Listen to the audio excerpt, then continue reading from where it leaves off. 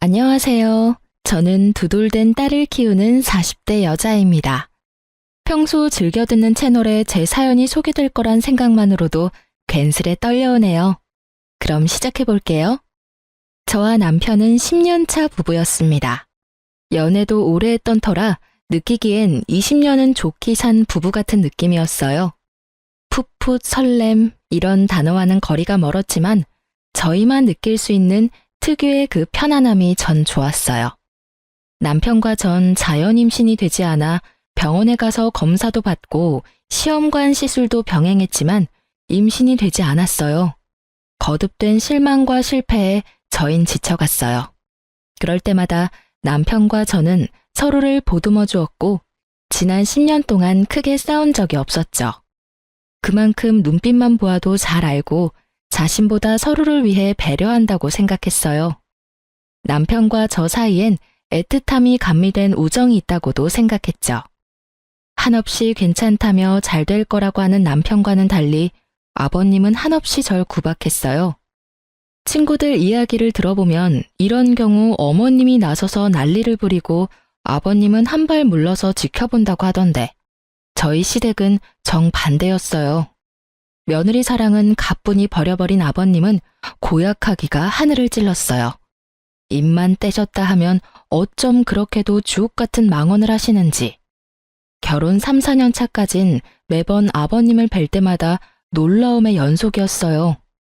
아버님의 한마디에 울고 웃던 전 어느새 결혼 10년 차가 되었고 이젠 아버님의 100마디도 가뿐히 받아치는 며느리가 되었어요. 애도 못 가지는 것이 음식간도 못 맞추는구나. 어느 것 하나 간이 딱 맞는 게 없어. 이걸 먹으라고 만든 게야? 그러게요. 제가 왜 그랬을까요? 진작 이혼시켰어야 했거늘. 내가 심성이 이렇게나 곱다. 너 같은 것도 며느리라고 내치지도 못하고 그 긴 세월을 네 꼴을 보고 살고 있는 걸 보니 말이다. 그러게요. 아버님이 못하시면 저라도 이혼하자고 했어야 했는데 제 심성이 고와서 그 모진 핍박에도 아버님이 부르시면 쪼르르 달려와서 또 이 꼴을 당하고 있네요. 저 고약한 것, 애도 못 가지는 것이 입만 살아서는 네 꼴 보니 밥도 안 넘어간다. 얼른 집으로 가. 아버님, 갈 때 가더라도 제가 차린 밥은 좀 먹고 갈게요. 오늘 아버님 아들도 늦는다고 해서 집에 먹을 것도 없단 말이에요.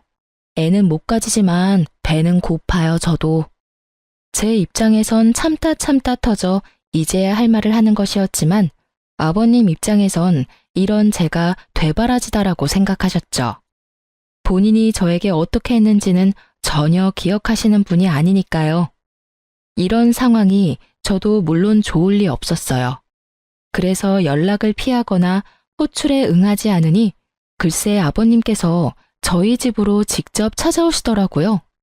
그 뒤에 저희 집에 일어난 일은 말하지 않아도 익히 잘 아시리라 믿어 의심치 않습니다. 아버님이 돌아가시고 난 뒤 집에 돌아온 남편이 화들짝 놀라며 이런 말을 했어요. 뭐야, 집에 도둑 들었어? 집꼴이 왜 이래? 구석구석 헤집으며 어찌나 딴지를 잘 거시는지. 그날 이후 전 아버님의 호출엔 그냥 응하는 것이 100배는 편하다는 결론에 도달하게 되었어요. 그 후 살기 위해 한마디씩 하다 보니 100마디도 받아치는 제가 되었더라고요. 제가 아버님의 말씀을 받아칠 때마다 어머님도 속이 시원하신지 표정이 꽤 밝으셨어요. 그러다 아버님이 역정을 내시며 자리를 뜨시는 날이면 저에게 엄지손가락을 치켜 세워주시곤 했죠. 이렇게 제 편을 들어주시는 어머님이 계셔 저도 참지 않고 할 말은 할 수 있게 된 것 같아요. 참 감사한 일이죠. 하지만 아무리 할 말은 다 하는 저일지라도 상처를 받지 않는 건 아니었어요. 특히 아버님의 말씀에 친정 부모님이 등장하는 날이면 울컥하는 마음에 말보다 눈물이 앞서곤 했어요. 그런 날이면 어김없이 어머님이 나서주셨어요. 내가 이런 말까진 안 하려고 했는데 난 도대체 이해가 안 되는구나. 사도는 어떻게 너같이 애도 못 가지는 것을 시집 보낼 생각을 했는지. 나 같으면 시집은커녕 집 밖에도 못 나가게 했을 텐데 말이다. 아휴, 적당히 좀 해요, 제발. 당신은 지겹지도 않아요? 했던 말 또 하고 또 하고. 당신 때문에 들어서려던 애도 떨어지겠어요. 애들 이대로 자식 한번 못 안게 되면 다 당신 탓인 줄 알아요. 그게 왜 내 탓이야? 딴 집 며느리는 셋씩이나 낳고도 또 임신했다고 하던데. 쟤는 병원 가서 시술인가 나발인가도 받으면서도 소식 없는 거 보면 모르긴 몰라도 몸에 문제가 있는 게지. 당신 정말 치매 검사라도 해봐야 하는 거 아니에요? 애들 당신 등살에 매년 검진받고 있는 거 정말 몰라서 그런 말 하는 거면 당장 내일 나랑 병원부터 갑시다. 당신 말대로 모르긴 몰라도 머리에 문제가 있어 보이니까요. 이 할망구가 지금 누구 편을 드는 게야? 당신이 이따위로 구는데 내가 누구 편을 들겠어요? 당연히 며느리 편을 들죠. 꼴에 같은 여자라고 편드는 꼬락서니하고는 겨 좀 그만 차고 할 일이 그렇게 없으면 들어가서 잠이나 자요. 꼴도 보기 싫으니까. 그렇게 아버님을 방으로 보내버린 어머님은 늘 제 손을 꼭 잡아주시며 말씀하셨어요. 아가, 미안하구나. 내가 이렇게 대신 사과할 테니 마음에 너무 담아두지 마라. 저런 말들 마음에 담아둬봤자 너만 병들어. 알겠지? 네, 어머님. 걱정 마세요. 하루 이틀도 아니고 저 괜찮아요. 전 늘 이렇게 대답하곤 어머님을 향해 웃어 보였고요. 그러던 결혼 10주년을 며칠 남기지 않은 어느 날, 저에게 기적이 찾아왔습니다. 축하드립니다. 임신입니다. 네? 정말 임신이에요? 예, 산모님. 그동안 정말 고생 많이 하셨어요. 노산이라 조심 또 조심하셔야 합니다. 이번에도 당연히 아니겠지 하는 마음에 찾은 병원이라서 더 기뻤어요. 진료실에서 어린아이처럼 방방 뛰고 말았죠. 특히 그 산모님이라는 호칭이 어찌나 좋았는지 몰라요. 병원을 나서는데 그야말로 구름 위를 걷는 기분이더라고요. 전 남편보다 먼저 아버님께 전화를 걸었어요. 아버님의 말씀대로 아기도 못 가지던 것이 드디어 임신을 했다는 사실을 제일 먼저 알려드리고 싶었으니까요. 네가 웬일이냐? 먼저 전화를 다 하고. 아버님, 저 지금 병원에서 나오는 길인데 저 임신했대요. 뭐? 그게 사실이야? 네, 노산이라서 조심하라고 하네요. 그거 말곤 저도 아기도 건강하대요. 심장 소리도 들었는데 신기하더라고요. 그래? 우리 아가 고생 많이 했어. 그래서 지금 병원 앞이냐? 아버님은 민망하지도 않으신지 임신 소식에 말투가 180도로 바뀌셨고, 전 그런 아버님의 말투에 웃음이 튀어나오려는 걸 겨우 참으며 답했어요. 네, 택시 타고 가려고 기다리고 있어요. 그럼 조금만 더 기다리거라. 내가 데리러 갈 테니. 네? 아니에요. 병원 오는 날이라 아침 일찍부터 설쳤더니 피곤해서 빨리 집에 가서 눕고 싶어요, 아버님. 그러냐? 그러면 집에 가서 기다리거라. 내가 갈 테니. 혹시나 먹고 싶은 거 있으면 문자 보내놓으렴, 아가. 언제 들어봤는지 이젠 기억도 안 나는 호칭, 아가. 아버님은 저를 아가라 불러주시며 완전히 다른 사람이 되어 저를 대해주시더라고요.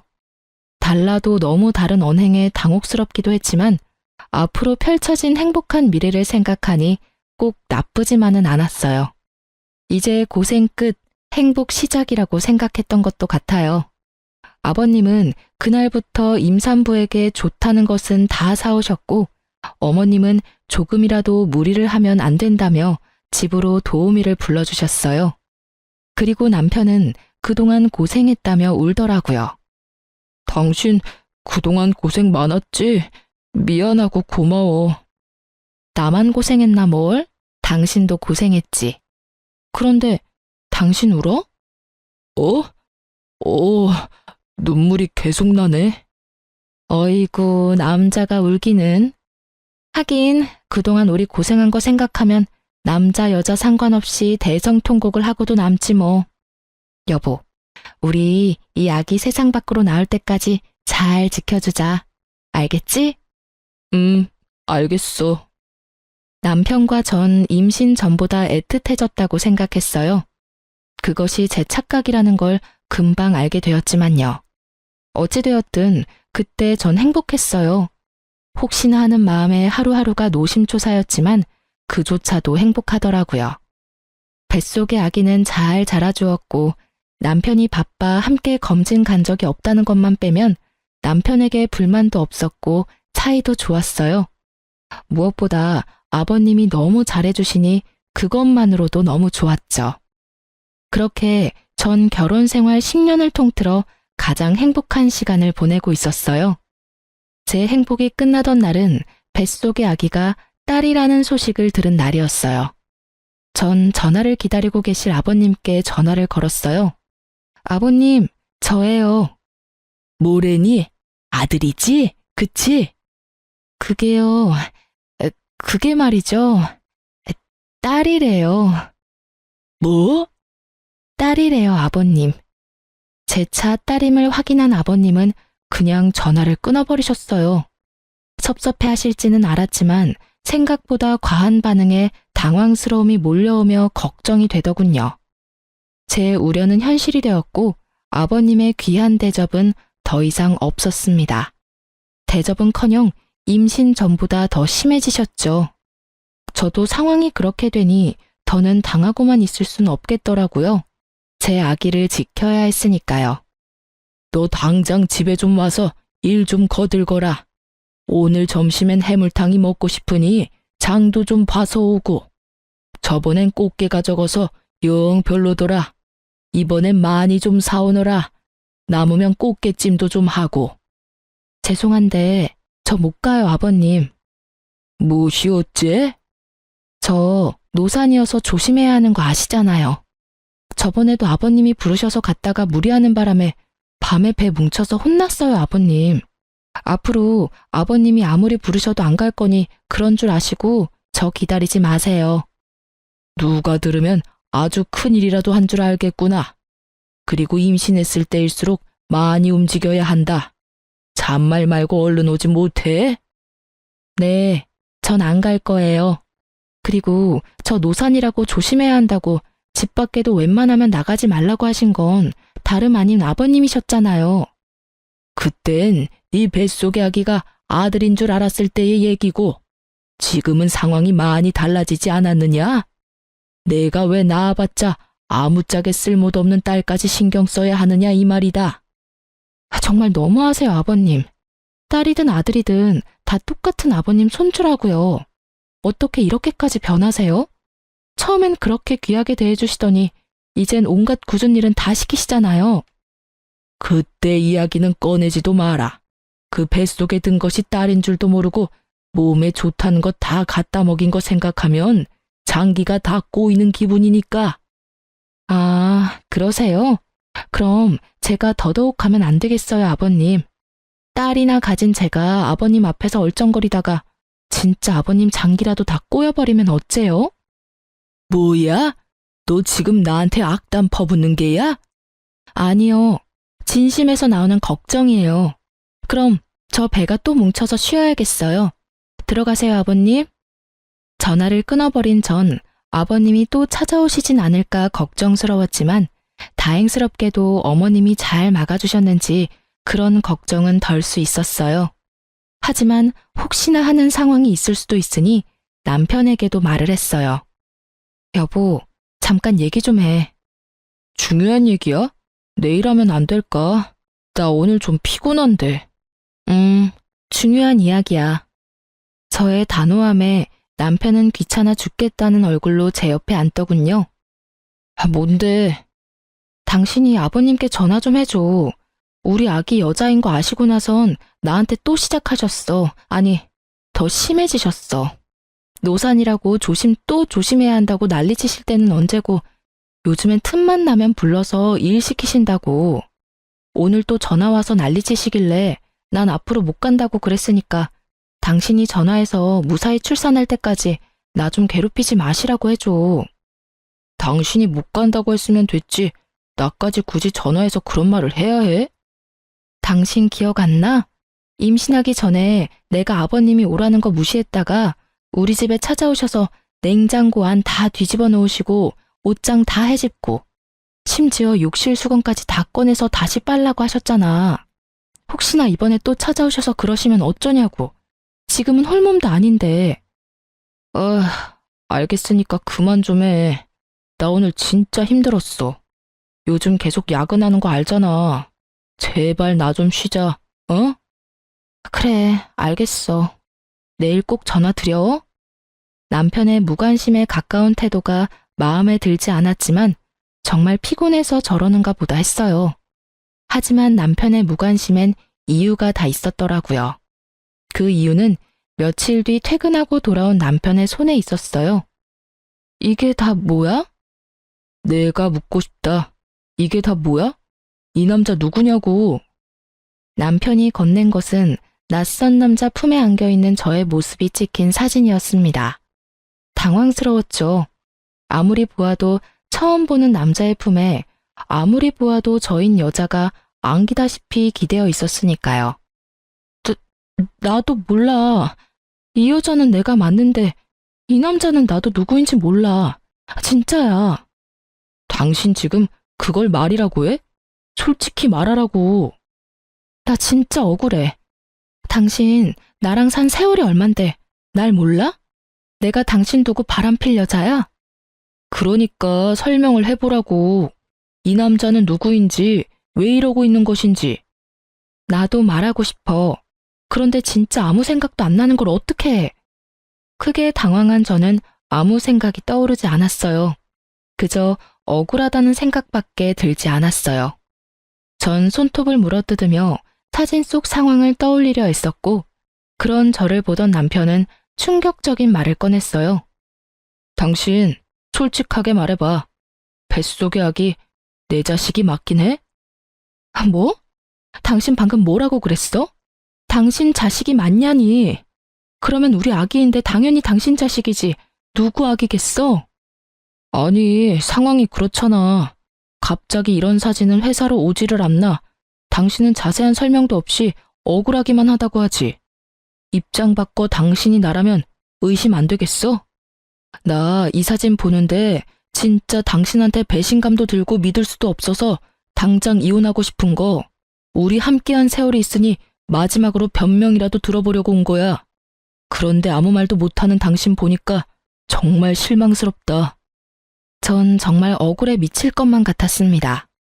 정말 기억이 안 나서 할 말이 없는 것인데 없는 기억을 만들어낼 수도 없는 노릇이고 너무 억울하더라고요. 아무 말도 하지 못하고 남편이 하는 말만 죄인처럼 듣고 있던 그때 제 머릿속에 번쩍하고 기억 하나가 스쳐가더라고요. 사진 속 그날의 기억이요. 전 최대한 차분히 그날의 기억을 남편에게 전달하려 애썼어요. 아, 나 기억났어. 그날 어머님이 편찮으시다는 연락받고 식사라도 챙겨드려야겠다 싶어서 장 보고 나오던 길이었는데 그 남자랑 부딪혔어. 그 바람에 장 본 걸 다 떨어뜨렸고 급하게 줍고 일어나는데 갑자기 너무 어지러운 거야. 당신도 알잖아. 나 임신하고 빈혈 심해진 거. 내가 갑자기 비틀거리니까 그 남자가 부축해주더라고. 나도 너무 어지럽고 쓰러질 것 같아서 모르는 사이에 기댄 것 같은데 그 타이밍에 이런 사진이 찍혔나 봐. 그러고 나서 그 남자가 가방에 임산부 배지를 보고선 날 부축해서 택시 타는 곳까지 데려다 주더라고. 정말 그게 다야. 남편은 헛웃음을 지어 보였지만 사진의 진실은 이것이었어요. 심지어 제가 그 남자에게 기대었다는 것도 사진을 보고 알았을 정도로 찰나의 순간이었고요. 저의 설명에도 남편의 눈빛은 차가웠고 저는 지은 죄도 없는데 괜히 남편의 눈치를 살피고 있었어요. 그 순간 남편의 입에선 단 한 번도 상상할 수 없는 말이 흘러나오더라고요. 우리 이혼하자. 뭐? 이혼? 당신 진심이야? 나 당신 못 믿겠어. 지금 당신이 하는 말 다 거짓말 같고 당신 뱃속에 있는 아기도 의심스러워. 당신 내 성격 알지? 한 번 아니면 끝인 거. 지금이 그래. 이미 당신을 의심하기 시작해버렸고 쉽게 돌릴 순 없을 것 같아. 여보, 진짜 아니라니까. 내가 어떻게 해주면 믿을래? 그래, 유전자 검사라도 해줘? 그럼 되겠어? 다 오해라잖아. 이런 일로 우리가 이혼한다니 그게 말이나 된다고 생각해? 그 뒤로도 저는 남편을 설득했지만 소용없더라고요. 남편은 확고했고 저의 애원에도 단호하게 뿌리친 남편은 간단한 짐을 챙겨 집을 나가버리더라고요. 믿기지 않는 상황에 눈물도 나지 않았어요. 고작 이런 사진으로 17년 세월이 물거품이 되어버렸다는 사실이 아무리 생각해도 믿기지 않았으니까요. 전 뜬 눈으로 밤을 지새웠고 시부모님의 도움을 구해보고자 시댁으로 향했어요. 대문 앞에 선 저는 크게 심호흡했어요. 어떻게 말을 꺼내야 할지 모르겠더라고요. 숨을 고른 전 벨을 눌렀고 인터폰을 통해 아버님의 목소리가 들려왔어요. 누구세요? 저예요, 아버님. 문 좀 열어주세요. 문은 열리지 않았고 대신 아버님이 나오셨어요. 손에 물이 가득 담긴 대야를 든 아버님이요. 지금 뭐 하시는... 아버님은 대야 가득한 물을 저에게 들이부으셨고 전 그야말로 물에 빠진 생쥐꼴이 되었어요. 갑작스런 물벼락에 깜짝 놀란 제가 소리를 지르니 아버님이 더 큰 소리로 호통을 치더라고요. 여기가 어디라고 찾아와? 네, 다 들었다. 어디 감히 네가 주제도 모르고 바람을 피워? 아버님, 그게 오해예요. 10년을 보셨으면서 모르시겠어요? 난 모른다. 그러니 썩 꺼져. 한 번만 더 찾아오면 물이 아니라 오물을 뿌려버릴 테니 찾아올 생각은 하지도 마라. 저런 배은망덕한 것 같으니라고. 아버님, 아버님, 아버님! 저는 애타게 아버님을 불러보았지만 아버님은 참 냉정히도 들어가 버리시더라고요. 진짜 딴 남자한테 곁눈질이라도 준 적이 있었다면 이렇게 억울하진 않았을 텐데. 오해에서 비롯된 상황 때문에 물벼락까지 맞아버리니 말 그대로 미치고 팔짝 뛰겠더라고요. 전 그대로 남편의 회사로 찾아갔고 회사 앞에서 웃으며 나오는 남편과 마주할 수 있었어요. 처참한 몰골의 저와는 달리 밝게 웃는 남편을 보는데 배신감이 확 밀려오더라고요. 쫄딱 젖은 저를 발견한 남편은 밝았던 표정은 온데간데 없어지고 잔뜩 굳은 표정으로 저를 인적 드문 골목으로 데리고 갔어요. 지켜보는 눈이 사라졌다 싶으니 저를 잡았던 손을 신경질적으로 놓고는 말을 꺼냈어요. 당신 제정신이야? 회사 앞에 찾아오면 어떻게 해? 그것도 이 꼴을 하고선 누구 개망신 주려고 작정한 거야? 도대체 생각이 있어 없어? 당신은 지금 당신 망신당할 걱정밖에 안 돼? 내가 어쩌다 이렇게 홀딱 젖었는지 우리 아기는 괜찮은지 그런 걱정은 전혀 되지 않는 거야? 내가 바람 피운 당신이랑 누구 자식인지도 모르는 아기 걱정까지 하길 바라는 거야? 나한테 너무 과한 걸 바라는 거 아니야? 오해라고 했잖아. 아니라고. 난 정말 아니라니까? 당신 이러는 거 진짜 사람 질리게 하는 거 모르지? 뭐?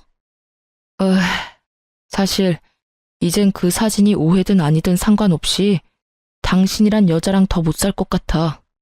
부부 사이에 믿음이 없는데 어떻게 같이 살아? 몸도 무거운데 괜히 고생하고 다니지 말고 그냥 이혼해. 마지막 부탁이야. 그럼 나 가볼게. 남편과 저 사이엔 그래도 우정 정도는 남았겠지 했는데 냉정하게 돌아서는 남편을 보니 저도 오만정이 떨어지더라고요. 그러면서 모든 상황이 받아들여지며 그제야 눈물이 나기 시작했어요. 전 그대로 주저앉아 배를 감싸 안고 울었어요. 저보다 아기가 더 불쌍해 눈물이 멈추지 않더라고요. 하염없이 울고만 있던 그때 어떤 남자가 다가왔어요.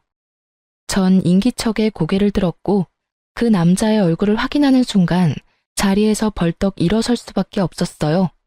그 남자는 바로 사진 속 그 남자였어요. 어? 맞죠? 그때 저 도와주셨던 분 맞으시죠? 네, 맞긴 한데 움직일 수는 있으시죠? 괜찮다면 여기서 먼 곳으로 가서 드릴 말씀이 있는데 괜찮으실까요? 아, 네. 저도 부탁드릴 게 있어요. 가시죠. 저와 그 남자는 택시를 타고 남편의 회사에서 꽤 떨어진 카페에 도착했고, 그곳에서 전 충격적인 이야기를 들을 수 있었어요. 정말 죄송합니다. 전 진짜 일이 이렇게까지 될지 모르고 청 부장님이 시키는 대로 했을 뿐인데, 정말 죄송합니다. 죄송하다니요? 그리고 성 부장님이라면 저희 남편이요? 네, 그게 부장님께서 사모님 골탕 좀 먹이려고 그런다고 사진 몇 컷만 찍혀주면 된다고 하셔서 그런 짓까지 하게 됐습니다. 기껏 골탕이나 먹이려고 이런 짓까지 해야 하나 싶기도 했지만 부탁만 들어주면 승진은 보장된다는 부장님 말씀에 깊이 생각하지 못하고 사모님께 큰 잘못을 저질렀어요. 정말 죄송합니다. 그러니까 남편이 부탁해서 일부러 저한테 접근하셨단 말씀이세요? 네. 저희 남편이 왜요? 도대체 저희 남편이 왜 저한테 그런 짓까지 하냔 말이에요. 그게, 그 뒤에 안 사실인데 알고 보니 청 부장님 저희 회사 신입사원이랑 바람을 피우고 계시더라고요. 저도 정말 몰랐어요. 우연히 두 사람 손잡고 가는 모습을 보고 저도 정말 많이 놀랐어요. 그래서 어떻게 해야 하나 고민하는 와중에 오늘 사모님 모습을 보는데 이대로는 안 되겠다 싶어서 말씀드리게 됐어요. 정말 죄송합니다. 갑자기 변한 남편의 태도가 모두 이해가 되며 퍼즐이 완성된 느낌. 남자의 말에 의하면 남편과 상간녀의 관계는 제가 임신하기 전부터 시작된 것 같다고 했어요. 상간녀는 당연히 남편이 유부남인 걸 알고 시작했고, 회사 내에서 두 사람의 관계를 아는 사람은 본인뿐이라고 하더라고요. 남편과 상간녀는 남자가 아는 줄은 전혀 모르고요. 말을 듣는데 제가 임신 사실을 알렸을 당시 남편이 흘렸던 눈물이 생각나더라고요. 그리고 알게 되었죠. 그 눈물은 기쁨이 아니라 슬픔이라는 사실을요. 아무리 상간녀가 좋아 죽을 것만 같아도 그렇지 어떻게 뱃속에 아기까지 부정하며 저를 모함할 수가 있는지. 제가 알던 남편의 모습과는 달라도 너무 다른 모습에 충격이 컸어요.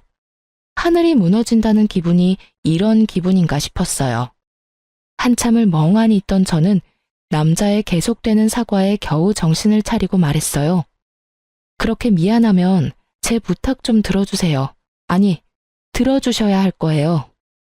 어떤 부탁이요? 제 남편하고 그 여자 함께 있는 모습 사진 찍어서 저한테 좀 보내주세요. 이대로 이혼하기엔 제가 너무 억울해서 안 될 것 같아서요. 그쪽이 도와주면 제 억울함이 많이 풀릴 것 같은데 할 수 있겠어요? 네, 알겠습니다. 제가 한 짓도 있으니 제가 앞으로 사모님의 조력자가 되어드리겠습니다. 제가 불쌍했던 남자는 그렇게 저의 조력자가 되었고 그날 이후 저에게 큰 도움이 되었어요. 집으로 돌아온 전 따뜻한 물에 몸을 녹이고 따뜻한 차도 마셨어요. 그리곤 남편에게 전화를 걸었죠. 왜 또? 날이 선 남편의 반응에 당장이라도 욕이 나올 것 같았지만 전 더 큰 통쾌함을 위해 꾹 참고 대답했어요. 이혼하자. 당신 소원대로 이혼해 줄 테니까 우선 집에 들어와. 이번 주는 나도 바쁘고 다음 주에 법원 가자. 법원 가기 전까진 집에 들어와서 남편으로 해야 할 도리를 다해. 당신이랑 나랑 연애까지 다 합치면 17년인데 이대로 끝내는 건 함께한 날들에 대한 예의가 아니지 않아? 그래. 내가 집에만 들어가면 확실하게 이혼은 하는 거지? 당신이 이혼하지 말자고 울고불고 매달려도 할 거니까 집에나 들어와. 그리고 이 집은 내가 가질게. 이 집 살 때 내 돈이 더 들어갔던 거 기억하지? 나머지 당신 돈은 내가 10년 동안 당신 집에 일해준 노동비, 일시불로 결제했다고 생각해. 괜찮지? 그래. 그러자. 그럼 다음 주에 법원 가는 걸로 알고 있을게. 이혼이 급한 남편은 제 요구를 받아들였고 전 쉽게 집을 챙길 수 있었어요. 그날 저녁 남편은 11시가 넘어서야 집으로 돌아왔고 거실 소파에서 자더군요. 전 잠든 남편을 재차 살피곤 조용히 남편의 휴대전화를 들고 방으로 들어왔어요. 당연히 비밀번호가 설정되어 있었지만 문제가 될 것이 없었어요. 저에겐 든든한 조력자가 있었으니까요. 저의 조력자는 제가 비밀번호 때문에 고민하자 자신에게 맡겨달라 하더니 하루 종일 남편을 쫓아다닌 것인지 그날 저녁 비밀번호를 알아내 알려주더라고요. 그 덕분에 저는 남편의 비밀번호를 손쉽게 풀어 증거를 수집할 수 있었어요. 문자를 살펴보던 저는 예상치 못한 대화를 보게 됐어요. 그것은 남편과 아버님의 대화였는데 내용이 충격 그 자체였죠. 알고 보니 아버님은 남편에게 여자가 생긴 것을 진작 알고 계셨고 제가 임신을 하니 정리하라고 하셨다가 뱃속의 아기가 딸임을 아시곤 저희의 이혼을 부추기다 못해 저를 모함할 계획까지 친히 세워주셨더라고요. 대화를 나눈 시간을 보니 주로 어머님이 주무실 때였고 통화는 주로 어머님이 문화센터에 계실 시간에 한 것을 보아하니 오로지 두 사람의 계획임을 알 수 있었죠. 여자한테 미쳐서 자식을 부정하는 남편이나 손자한테 미쳐서 며느리를 함정에 빠뜨리는 아버님이나 정상이 아니기는 매한가지였죠. 어쩜 그렇게 뻔뻔할 수 있는지. 사건의 전말을 다 알게 된 저는 분노의 힘으로 차곡차곡 증거를 모았고 법원에 갈 때쯤에 증거가 차고도 넘치는 상태가 되었어요. 결전의 날이 되었고 전 남편과 함께 법원으로 들어가기 전 카페에 들러 마지막 인사를 나누기로 했죠. 나 같은 놈 있고 행복하게 잘 살아. 남편 놈은 인재야 죄책감이라도 느껴지는 것인지 눈물을 글썽이더라고요. 이젠 참을 필요가 전혀 없는 저는 이제껏 모았던 사진을 남편 놈의 얼굴에 던지며 말했어요. 눈물 떨어뜨리기 전에 이거부터 봐. 이게 뭐야? 뭐긴 뭐야. 사실 바람은 네 놈이 피고 있었다고 뒷받침해주는 증거들이지. 그게 무슨 말이야, 바람이라니. 말도 안 되는 소리 그만하고 이제 법원 가자. 이혼해야지. 얼굴에 핏기라곤 없는 남편 놈은 발뺌하기 시작했고 전 나머지 증거들도 보여주었죠. 이건 너랑 그 여자랑 나눈 대화. 이건 네 사진첩에 있던 두 사람의 다정한 모습. 이건 너랑 네 아버지가 나눈 대화. 이래도 발뺌할 거야? 이게 다 너 때문이잖아. 그러게 10년 동안 안 되던 임신이 왜 갑자기 돼서는 날 이렇게까지 하게 만들어? 그냥 임신을 이유로 이혼하게 됐으면 얼마나 좋았냐고. 왜 임신으로 내 발목을 잡냐고. 사실 진심 어린 사과를 했다면 위자료만 받고 이혼해 주려고 했어요. 17년이란 세월이 저의 마음을 약하게 만들었거든요. 하지만 끝까지 제 탓을 하는 남편을 보니 제가 약해질 필요가 없음을 깨달았죠. 무릎을 꿇고 싹싹 빌어도 모자랄 판국에 이 와중에도 내 탓을 한다고? 이제 보니 너 아버님을 많이 닮았네. 아주 뻔뻔하기가 하늘을 찌르고도 남겠어? 내가 그간 함께한 세월을 생각해서 적당히 하고 넘어가 주려고 했는데 너 하는 꼴을 보니 적당히 해선 안 될 것 같네. 일단 위자료는 당연히 받아낼 거고 상간녀 소송도 진행할 거야. 신입사원이라고 하던데 걔는 돈 좀 있어? 없으면 당신 대신 줘도 되니까 한 푼도 빼지 말고 다 내놔야 할 거야. 상간녀 소송? 꼭 그렇게까지 해야겠어? 꼭 그렇게까지 네가 했던데? 그러게 왜 이런 상황까지 만들어? 차라리 솔직하게 말했으면 이런 상황까진 오진 않았을 텐데. 어찌되었든 네가 원하는 이혼은 해줄 테니 돈 아끼지 말고 전부 내놔. 남편 놈은 저의 뜻대로 다 해줄 수밖에 없었고 그렇게 전 성공적으로 이혼을 할 수 있게 되었어요. 위자료가 입금되던 날 전 모든 증거를 남편의 회사로 보내버렸고 그냥 외도 사실도 공분을 살 짓인데 임신한 아내를 모함까지 하며 이혼하려고 했던 사실이 부장이라는 타이틀에 제대로 먹칠을 해버린 거죠. 회사에서 당장 해고 조치가 이루어졌고 두 사람은 사내 직원들의 입소문에 오르내리며 아주 화려한 퇴사를 하고 말았죠. 남편의 뻔뻔함이 부른 결과가 꽤 만족스럽더라고요. 자기 아들이 회사까지 쫓겨나는 상황이 되어버리자 전 시부가 머리 끝까지 화가 난 채로 왔어요. 이런 상황을 예상했던 저는 친정아빠에게 한동안 함께 있길 미리 부탁했고 드디어 제 한을 풀 날이 왔다고 생각했어요. 아무것도 모르는 전 시부는 현관문을 두드리며 온갖 욕을 퍼부어대셨고 아빠는 현관문을 열자마자 며칠 전부터 채워두셨던 물 양동이를 아버님의 머리 위로 부어버리셨어요. 그리곤 제가 들은 말을 그대로 돌려주셨죠. 썩 꺼지지 못해? 여기가 어디라고 찾아와서는 남의 집 귀한 딸한테 욕짓거리야 욕짓거리가. 다시 한번 찾아왔다간 물이 아니라 오물을 확 뿌려버릴 테니 2번 다신 찾아올 생각도 하지 마. 당장 꺼져!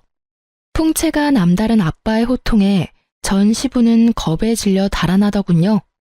얼마나 무서우셨으면 발이 꼬여 2번이나 넘어졌는데도 벌떡 일어나 꽁지 빠지게 도망가시더라고요.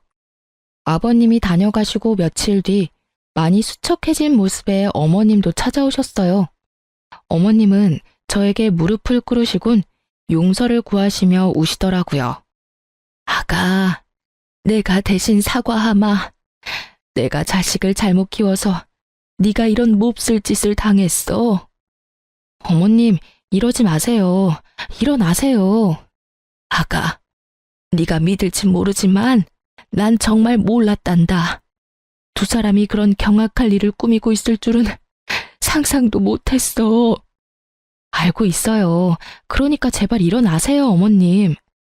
저의 부탁에 어머님은 일어나셨고 저는 그런 어머님을 모시고 집안 소파에 앉혀드렸어요.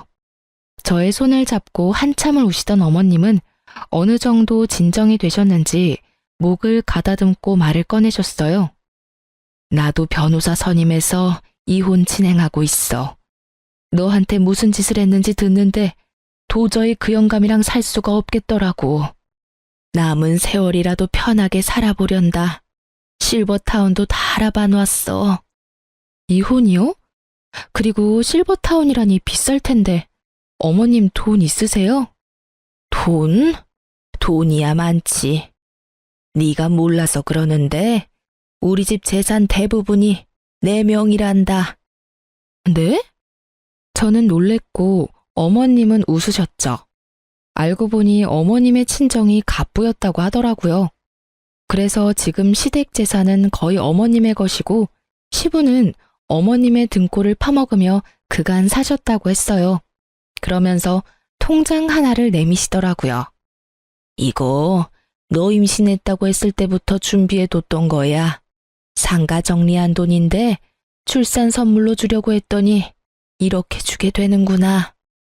어머님, 이거 금액이 너무 큰데요. 요즘 애 하나 키우는데 드는 돈이 얼만지 아니? 우리 집에 시집 와서 10년 동안 상처받은 마음에 대한 치료비라고 생각하고 받아. 그럼 나는 이만 가보마. 그리고 앞으론 나한테도 연락하지 말거라. 이미 끝난 인연 계속 만나봤자 나쁜 기억밖에 더 나겠니? 행복하게 지내려 마가야. 어머님은 끝까지 저의 편에 서주셨고 어머님은 제가 연락할 수 없게 번호까지 바꿔버리셨어요. 이렇게 다 끝난 것이라 생각했는데 남편과 상간녀가 차례대로 찾아왔어요. 먼저 찾아온 것은 남편이었는데 이전과는 완전히 달라진 태도를 보이더라고요. 여보, 내가 다 잘못했어. 내가 미쳤었나 봐. 갑자기 이러는 이유가 뭐야? 그냥 문득 내가 미쳤었다는 생각이 들더라고. 우리 귀한 아기까지 버리고 그깟 여자가 뭐라고. 내가 그러면 안 되는 거였는데 나 진짜 반성 많이 했어. 나 한 번만 용서해주면 안 돼? 너 어머님 이혼하신다는 사실 알았구나? 그래서 이러는 거지? 아니야. 내가 널 모르니? 네 아버지도 어머님께 쫓겨날 것 같으니까 나한테 와서 이러는 거겠지. 이젠 좀 솔직해지지 그래? 그게 사실은 당신 말이 맞아. 2분 이혼하셨는데 아버지는 거의 가진 것도 없이 쫓겨나셨어. 거기다 나까지 쫓아내시더라고. 그래도 자식이라곤 나 하나밖에 없는데 어떻게 이러실 수가 있어. 정말 너무하셨잖아. 그렇지 않아? 그걸 왜 나한테 와서 물어? 네가 그렇게 좋아 죽고 못 사는 여자한테 가서 묻지. 그 여자랑은 진짜 헤어졌어. 상간녀 소송당하더니 애가 미쳐버리더라고. 그래서 이건 아니다 싶었는데 회사 잘리고 나선 연락도 안 돼. 뭐 어차피 헤어지고 당신한테 돌아오려고 했는데 잘 됐어. 사연을 들으며 바람 피운 남자들이 뻔뻔하게 굴 땐 저게 진짜일까? 하는 생각이 들었는데 그게 진짜이더라고요. 어쩜 이런 한심한 생각을 당연하다는 듯이 하는 것인지 한편으론 대단하다는 생각까지 들더라고요. 정신 좀 차려. 네가 다시 돌아온다고 하면 내가 두 팔 벌려 환영할 줄 알았어? 그 자신감은 도대체 어디서 나오는 거니? 뭐? 당신 나 없으면 꼼짝없이 우리 아기 혼자 키워야 하는데 자신 있어? 자신 없을 건 또 뭐야? 난 자신 있는데? 그리고 이제 와서 우리 아기? 네 자식 아니라고 할 때는 언제고 어디 뻔뻔하게 아기를 내세워. 나 진짜 침이라도 뱉고 싶은 걸 겨우겨우 참고 있거든? 그러니까 당장 좀 꺼져. 태교에 엄청나게 방해되니까. 뭐? 꺼져? 웃기지 마. 나 당신이 허락할 때까지 한 발짝도 안 뗄 거니까. 잊지 마. 여기 내 집이야. 그리고 나 지금 경찰에 신고할 거거든? 질질 끌려가도 괜찮으면 계속 있어. 난 상관없으니까. 전 남편이 보는 앞에서 112를 눌렀고 남편은 겁이 났는지 걸음아 나 살리라고 하고 도망가더라고요. 어쩜 도망치는 꼴이 전 시부와 똑같은지 피는 못 속인다라고 생각했네요. 그렇게 전 남편을 보내고 나니 그 다음엔 상간녀가 찾아왔더라고요. 사실 회사로 증거를 보낼 때 상간녀의 집과 그 부모님들이 일하는 학교로도 증거를 보냈었어요. 상간녀의 집은 교육자 집안이었는데 듣기론 이런 구설수를 제일 기피한다고 들었던 터라 고민 없이 증거를 보냈어요. 상간녀의 죗값은 그 부모가 알아서 주길 바랬으니까요. 저의 뜻대로 된 것인지 저를 찾아온 상간녀의 몰골은 엉망이었어요. 여긴 무슨 일이죠? 사모님, 제가 정말 잘못했어요. 저 부장님이랑 헤어졌어요. 그러니까 저 한 번만 용서해 주시면 안 될까요? 용서? 내 용서가 필요해서 여기까지 찾아왔니? 그게 사실은요. 계속해서 말끝을 흐리는 상간녀에게 전 단호하게 밀어붙였어요. 시간 끌지 말고 본론만 해. 그게 사모님이 저희 부모님 좀 만나주시면 안 될까요? 만나서 다 오해였다고 말씀 한 번만 해주시면 안 될까요? 뭐? 저 회사에서도 잘리고 집에서도 쫓겨났어요. 친구들 사이에서도 소문이 퍼져서 갈 데도 없다고요. 사람 하나 살리는 셈치고 저희 부모님 만나서 사모님이 저랑 부장님 사이 오해했었다고 한마디만 해주시면 안 될까요?